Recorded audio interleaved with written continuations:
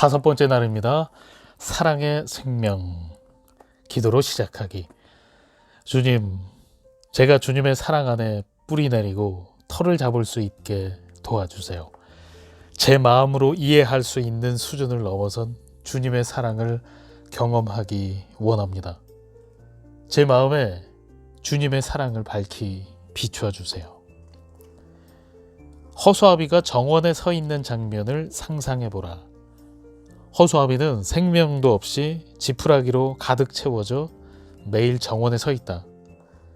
그러던 어느 날 농부가 그 허수아비를 내려 지푸라기를 모두 없애고 허수아비의 옷을 입는다고 상상해보라. 농부는 정원으로 걸어가며 새들이 나뭇가지에 앉기도 전에 허이 쫓아낼 것이다. 아이들을 양육하며 엄마로서의 한계에 부딪힐 때 마치 허수아비처럼 생명도 없고 무기력하게 여겨지지 않는가? 아이들을 단호하게 훈육하고 아이들 모두가 자신들이 사랑받고 있음을 느끼게 하려고 최선을 다하며 학교 행사에 빠짐없이 참석한다. 시간에 맞춰 아이들을 데려가고 데려오며 숙제를 도와주고 요리하고 빨래하며 간호사 역할의 상담자와 선생님, 훈련 교관 역할까지 감당하며 어머니로서 최선을 다한다. 하지만 때로 자신이 지푸라기로 가득 찬 허수아비가 된 느낌이 들지 않는가? 먹이를 노리는 매들이 가족을 무차별 공격하는데도 속수무책으로 아무것도 할 수 없다는 느낌에 시달리는가? 예수님의 목적은 당신에게서 죽은 지푸라기를 모두 제거하시고 당신을 그분의 생명으로 충만하게 하여 당신을 통해 자녀 양육이라는 사명을 직접 성취하시는 것이다. 예수님의 목적은 당신의 아픈 마음을 위로하시고 그분의 생명으로 충만케 하시는 데 있다. 그분은 당신을 그분으로 충만하게 하여 당신을 통해 자녀 양육의 책임을 직접 감당하기 원하신다. 그러므로 주님을 의지하지 않고 혼자서 이러한 일들을 해내려고 애쓰며 노력하지 않아도 된다. 예수님은 내가 어머니가 되는 것을 도우려고 오신 것이 아니다. 예수님을 나를 위해 그 일을 직접 하려고 오셨다.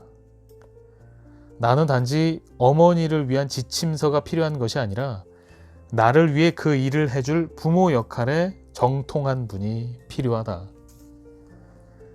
내 안에 계신 그리스도.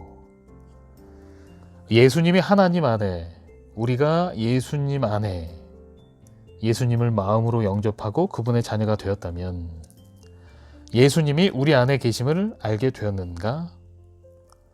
그렇다면 이제 위의 질문에 대한 답을 확인해보라. 우리에게 자유를 주는 이 말씀의 진리를 깨달았는가? 우리는 혼자가 아니다. 1950년대 중국 선교사였던 버사 스미스는 기독교로 갓 개종한 중국인들에게 이 그림을 이해시키려고 바구니를 활용했다. 바구니를 다른 바구니 안에 포갠 다음 예수님은 여러분 밖에도 계시고 안에도 계십니다. 여러분에게는 이 두 면밖에 없습니다. 라고 말했다. 예수님이 우리의 내면을 가득 채우고 계시므로 우리를 대신해서 우리의 삶을 다루어 주실 수 있다. 또한 그분의 사랑을 거치지 않은 것은 그 어떠한 것도 우리에게 다다를 수 없다. 예수님이 어떤 상황을 우리에게 허락하신다면 우리가 할 일은 단지 그분을 믿고 의지하는 것이다. 예수님이 그 문제를 해결하실 것이다. 그분이 못하실 일은 없다. 대저 하나님의 모든 말씀은 능하지 못하심이 없느니라. 누가복음 1장 37절. 예수님은 자신이 아버지 안에 거한다고 말씀하셨다. 그분은 이 땅에서도 아버지 안에 거하셨고 천국에서도 마찬가지다. 또한 예수님은 우리가 그분 안에 있고 그분이 우리 안에 계신다고 말씀하신다. 예수님은 우리의 내면에도 계시고 우리의 밖에도 계신다. 우리가 살아가는데 이보다 더 좋은 방법을 생각할 수 있겠는가?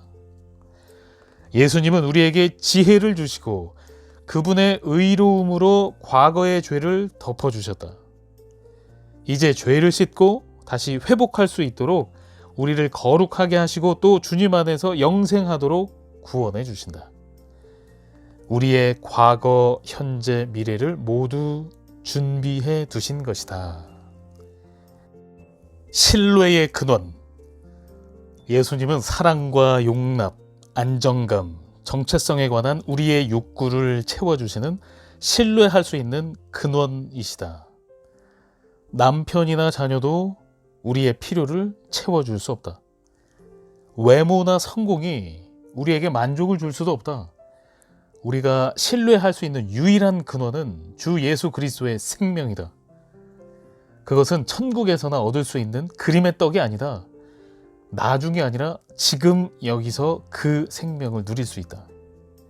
주 예수 그리스도의 포도나무 생명은 우리에게 지속적으로 주어진다. 주님은 우리 삶의 조력자가 되려고 오신 게 아니다. 우리의 생명 자체가 되려고 오셨다. 곰곰이 생각해보면 이 둘 사이에는 엄청난 차이가 있다. 요한복음 15장 5절에서 예수님이 말씀하신 내용을 보면 우리 안에 거하시는 주님의 생명이 흐르지 않으면 우리는 부름받은 모습 그대로의 여성, 아내, 어머니 등 여러 역할을 온전하게 감당할 수 없다. 불가능한 일이다. 그러나 우리 안에 거하시는 그분의 생명이 우리를 통해 그 일을 하신다면 불가능한 일이란 없다. 우리 힘으로는 하나님의 계명을 지킬 수 없다는 사실을 알고 있는가? 정말 열심히 노력하면 잠시 잘할 수는 있다. 하지만 자신의 힘만으로 마땅히 해야 할 일을 지속하기는 어렵다. 하나님은 결코 우리 안에 있는 그분의 생명과 관계없이 그분의 계명을 지키라고 하지 않으셨다. 예수님이 이 땅에 오신 온전한 이유가 바로 이것이다. 우리는 우리의 힘으로 그분의 언약을 지킬 수 없었다. 그래서 그분은 우리 안에 거하시며 그 일을 대신하시려고 이 땅에 오셔서 죽으셨고 다시 살아나셨다. 신약 성경이 기쁜 소식인 이유가 이 때문이다. 예수님은 단순히 우리의 구원자가 되려고 오신 게 아니다. 그저 우리의 주님이 되시려고 오신 것만도 아니다. 그분은 우리의 생명이 되기 위해 오셨다. 이것이 복음이다. 우리가 다 그의 충만한 데서 받으니 은혜 위에 은혜로라. 요한복음 1장 16절. 또 만물을 그의 발 아래에 복종하게 하시고 그를 만물 위에 교회의 머리로 삼으셨느니라. 교회는 그의 몸이니 만물 안에서 만물을 충만하게 하시는 이의 충만함이니라. 에베소서 1장 22, 23절. 그 너비와 길이와 높이와 깊이가 어떠함을 깨달아 하나님의 모든 충만하신 것으로 너희에게 충만하게 하시기를 구하노라. 에베소서 3장 19절. 충만이라는 단어가 두드러지게 강조된 것을 발견했는가? 예수님은 하나님의 완전한 충만하심에 이르기까지 우리를 채우시는 충만함이 되신다. 주님은 자신의 모든 것으로 우리의 모든 것을 채워주신다. 지금 사랑의 양동이를 떠올려 보라. 당신의 사랑의 양동이는 가득 차 있는가? 아니면 비어 있는가? 그 대답은 당신의 주관적 느낌인가? 아니면 말씀의 진리에서 찾은 것인가? 기도로 마치기. 주님이 제 힘의 근원이 되어주시기 원합니다. 바로 지금 제 생명이 되어주시기를 간구합니다. 날마다 새롭게 주님을 드러내주세요. 그래서 당신이 누구신지에 대한 진리를 제가 온전히 받아들일 수 있게 해주세요. 주님을 사랑합니다. 예수 그리스도의 이름으로 기도합니다. 아멘.